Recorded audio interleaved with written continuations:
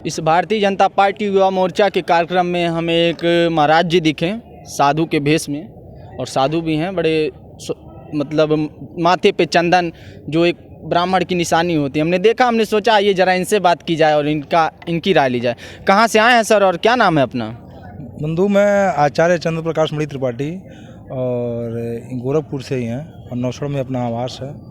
और यहाँ ब्राह्मण बंधु का आवाहन हुआ, उस ब्राह्मण के भेष से मुझे यहाँ आने का सौभाग्य प्राप्त हुआ, लोगों को आशीर्वाद दिया गया।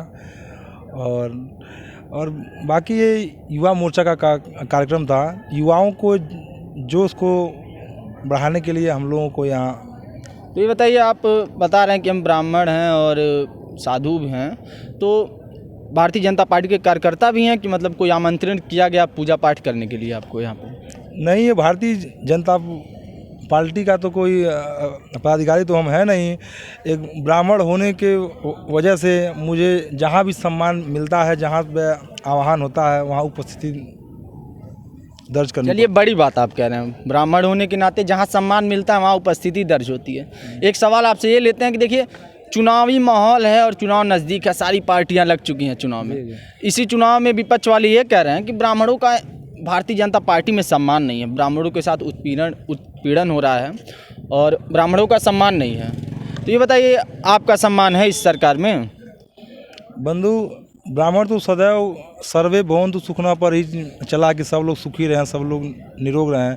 लेकिन अभी देखिए, लॉकडाउन का समय था, लगभग साल 1.5 साल से लोगों ने काफ़ी संघर्ष किया, लेकिन ब्राह्मणों के लिए इस सरकार में कुछ इस तरह का कुछ फ़ायदा, और जो मंदिर पर पुजारी रहते हैं उनको खाने पीने का बंदोबस्त कुछ भी सरकार के द्वारा उपलब्ध नहीं हुआ है।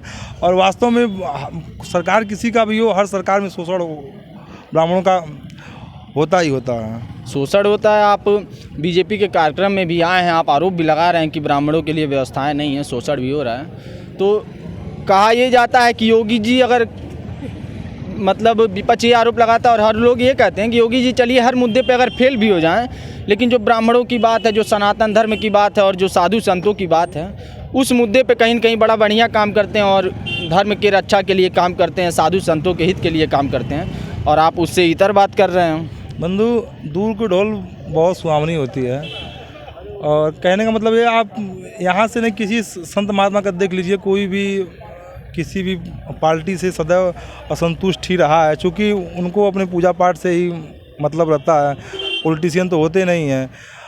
इसलिए अगर योगी जी हैं तो योगी जी को भी इस बात को ध्यान में रखते हैं कि ऐसा कहीं ना हो कि लोग संत महात्मा ये हैं और संत महात्मा का ही फेवर लेते हैं सदैव। संत महात्मा का फेवर लेते हैं। बताइए, 2022 में क्या लग रहा है, योगी जी रक्षा करेंगे ब्राह्मणों की, संत महात्मा लोगों की, और फिर से सरकार बना लेंगे कि बदलाव हो जाएगा? देखिए बंधु, इसके लिए तो एक बार तो मुख्यमंत्री जी को आना बहुत ही ज़रूरी है, क्योंकि 500 साल से अयोध्या राम जन्मभूमि का विवाद चल रहा था। उन्होंने इस विवाद को समाप्त किया और लगभग 4 साल से अयोध्या राम जन्मभूमि का निर्माण कार्य चल रहा है। 370 का धारा थी, वो भी समाप्त हो गई। सनातन धर्म को अगर सुव्यवस्थित रखना है तो योगी जी को एक बार फिर से पुनः आना ही होगा। जरूरी है एक बार आना। जी जी। हम देख सकते हैं आप अपने हाथ में शंख भी लिए हैं, जो कि ब्राह्मणों की पहचान है, और कोई भी धार्मिक अनुष्ठान शुरू होता है तो शंखनाद किया जाता है। जरा एक शंखनाद हो जाए हमारे दर्शकों के लिए और अपना आशीर्वाद बना दीजिए। नहीं, एकदम जरूरी है।